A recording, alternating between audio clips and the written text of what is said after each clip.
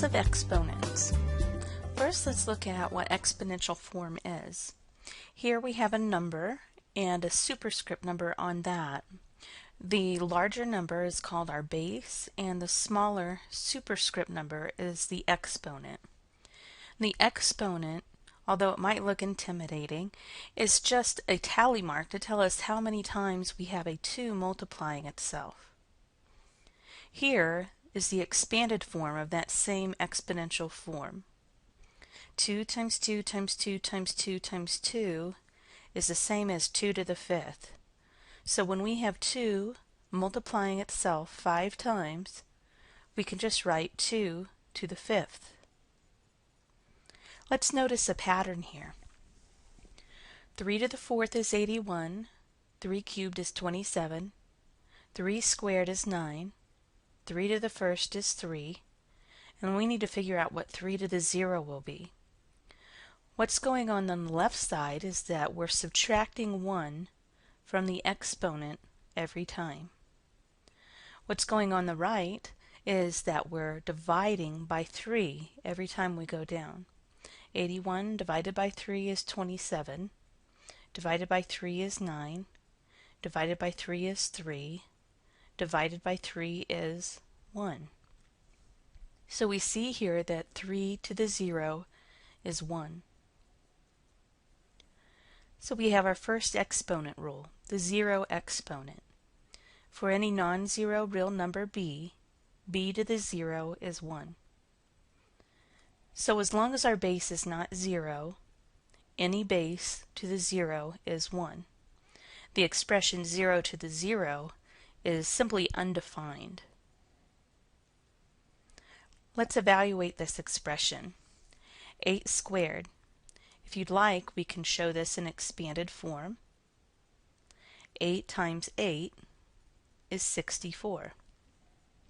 If you'd like to use your calculator, you can grab it and go 8 caret 2. Enter and get 64.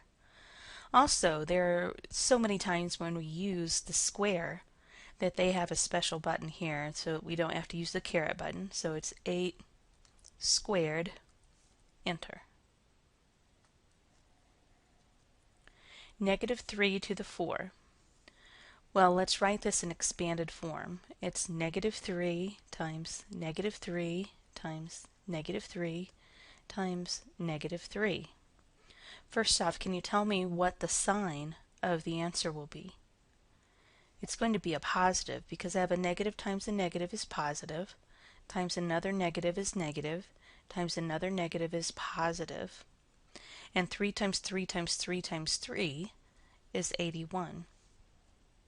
If you'd like to use your calculator on this, you'll have to use parentheses, negative 3 parentheses, caret 4. Enter. We get 81. Negative 3 to the 4th. Now this is different than the last one. The exponent only belongs to the 3. The negative is just hanging out in front. So we have really a negative of 3 times 3 times 3 times 3. We know that that's 81. So then 81 times the negative is negative 81. You can even see this on your calculator. If we put in a negative 3 to the 4th, enter, we get a negative 81. 6 to the 0.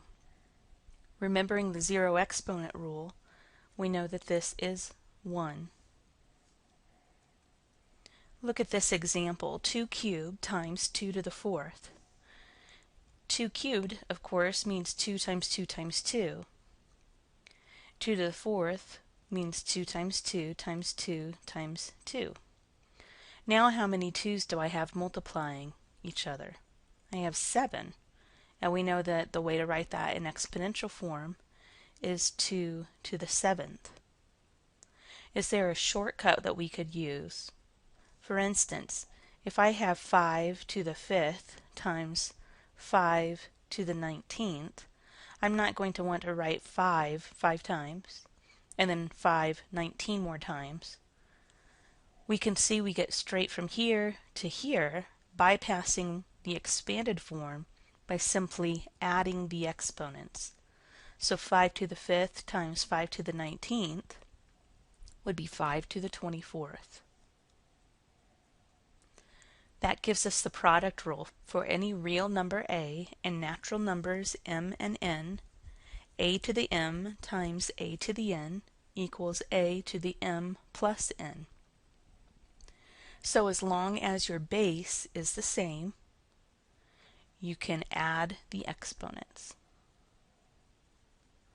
Simplify the expression. Assume that all variables represent non-zero numbers. Here I have 3 times 3 squared. What exponent does 3 have? It has an exponent of 1 if you don't see an exponent. So this gives us 3 cubed. You can also think of this, even if you don't visualize that exponent of 1 there, that we have 1 3 and we have 2 more 3s. So how many 3's do we have multiplying? 3 3's. Simplify this expression. I have the same base, so I write it once and I add the exponents. So I have x to the 9th. 4x squared times 5x to the 5th. Now this is all multiplied. 4 is multiplying x squared, 5 is multiplying x to the 5th, and then we have those things being multiplied. What we can do is rearrange, because we know that multiplication is commutative. So I can rewrite this as 4 times 5 times x squared times x to the 5th. Now we know 4 times 5 is 20, and x squared times x to the 5th, we have multiplication of numbers of the same base, so we write the base once and add the exponents. Feel free to go ahead and go from this step to this step, bypassing the rearranging of those. 3 times negative xy cubed times x squared y. Now, when I multiply, I know that I'm going to have a positive 3 times a negative 1 times a positive 1, so I'll have a negative 3 coefficient in front.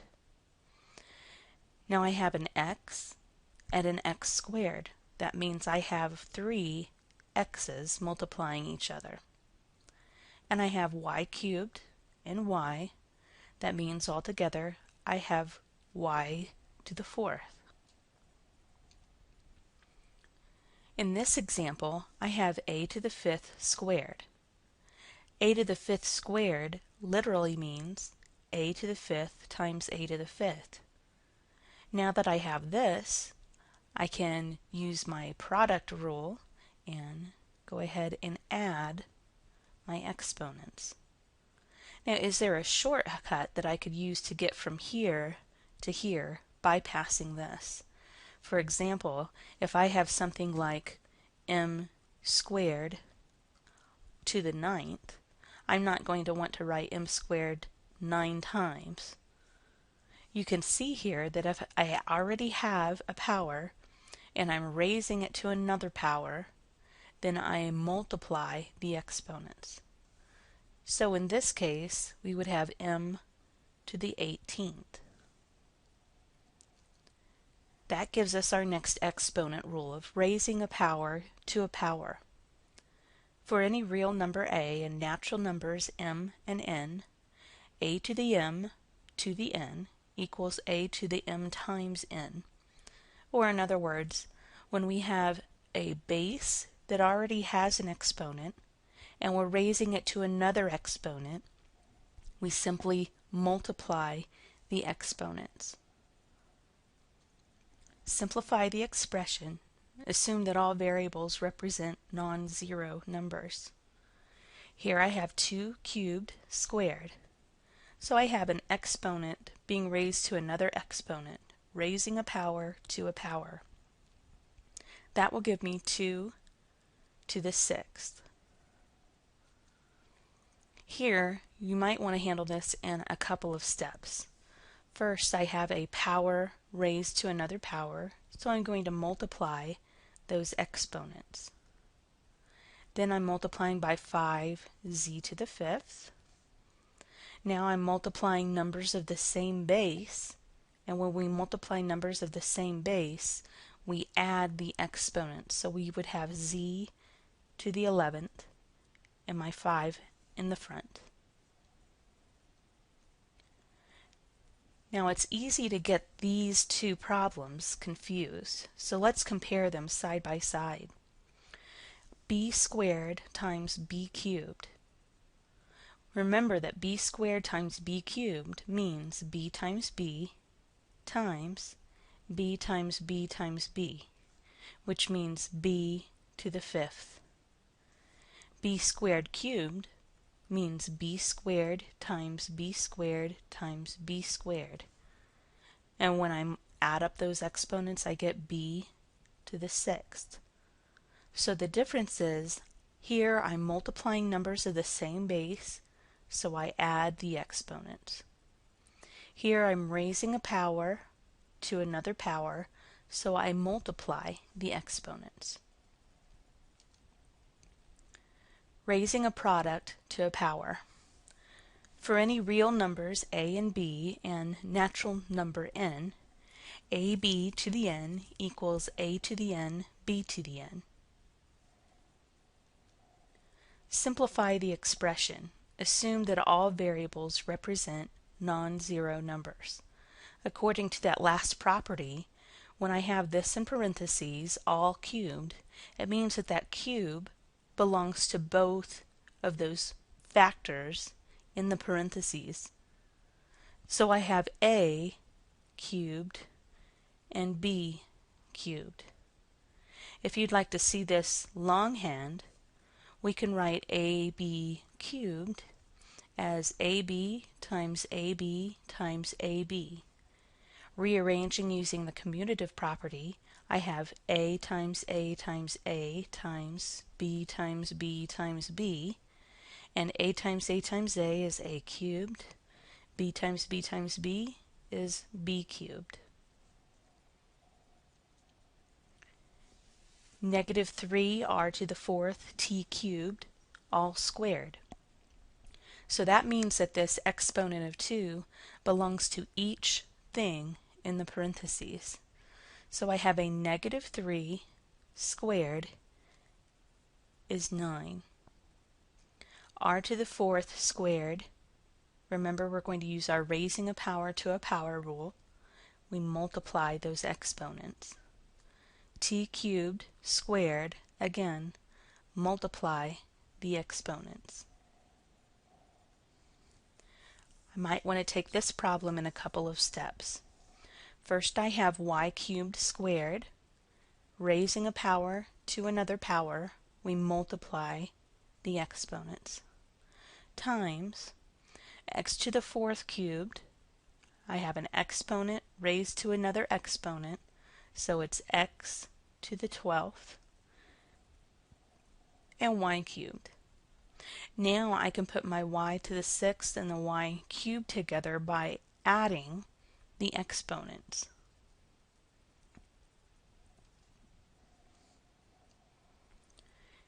Six times x to the 4th, y to the 6th to the 0. Now this is all to the 0, so that is 1. Multiplied by the 6 in front is 6. The 6 has not been raised to the 0 power, so it hangs out in front until you finish exponents and then can move to multiplication using that order of operations. In this example, I have 3 over x to the 4th. Let's write what that literally means. In expanded form, it's 3 over x multiplying itself 4 times. And that means we multiply straight across. That's the numerator. This is the denominator. And I can use exponents to write that as 3 to the 4th over x to the fourth. So here, 3 over x all to the fourth, when we have parentheses there, it means the 4 goes to both the 3 and the x. So if I wanted to continue here, I could go ahead and write 3 to the fourth as 81. So 81 over x to the fourth. Raising a quotient to a power. For any real numbers a and b and natural number n, a over b to the n equals a to the n over b to the n. And of course b cannot equal 0 here. We don't want to divide by 0 and have something undefined. Simplify the expression. Assume that all variables represent non-zero numbers. Here I have 2x over 5 all cubed. So in the top, we need to realize that the exponent 3 goes to 2 and x. So I'll have 2 cubed x cubed all over 5 cubed. That gives me an 8x cubed over 125. Here's a nice summary of all your rules for exponents. Now let's test our understanding of our exponent rules by simplifying the expressions. Let's assume that all variables represent non-zero numbers. If I have x squared x to the fourth, it means I'm multiplying numbers of the same base, so I add the exponents. X to the sixth. 3 to the fourth all to the fifth, I'm raising a power to a power, so I'll have 3 to the 20th. 4 times all of this to the 0, well, all of this to the 0 is 1, times 4 is simply 4. 3xy to the fourth means 3 to the fourth, x to the fourth, y to the fourth. So I have an 81 x to the fourth, y to the fourth. 5 over 8x all squared, I'll have a 25 over 64 x squared. Now let's see if we can figure this one out. First we have a number multiplying a binomial, so we have to distribute through that parenthesis. So let's combine our distribution rule with our exponent rules then. So I have 2b cubed times 5b squared plus 2b cubed times 6b.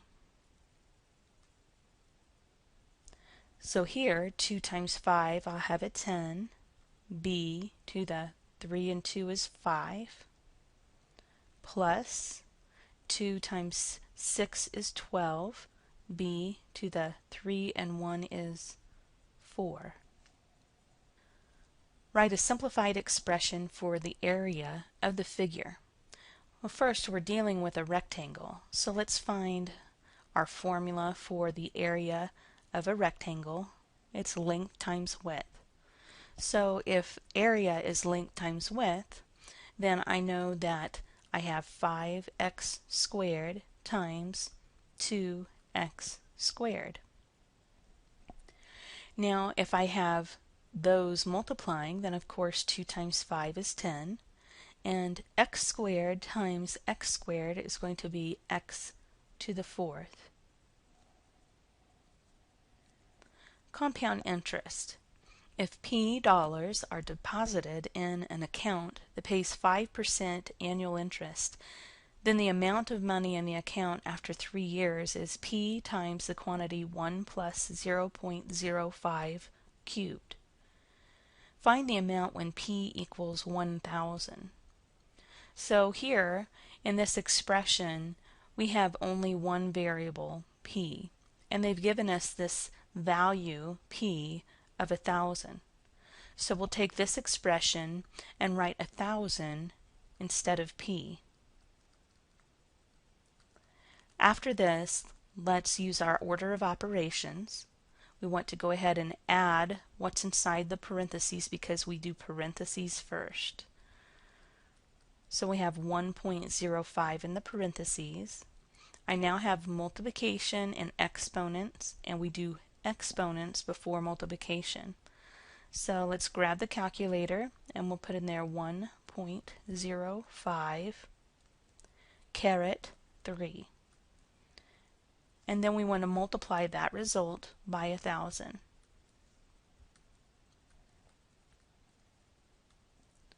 And I get 1157.63 rounded.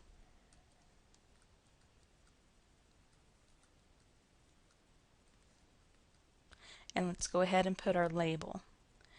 That does it for this section. Go ahead and try your homework. Be sure and let me know if you have questions.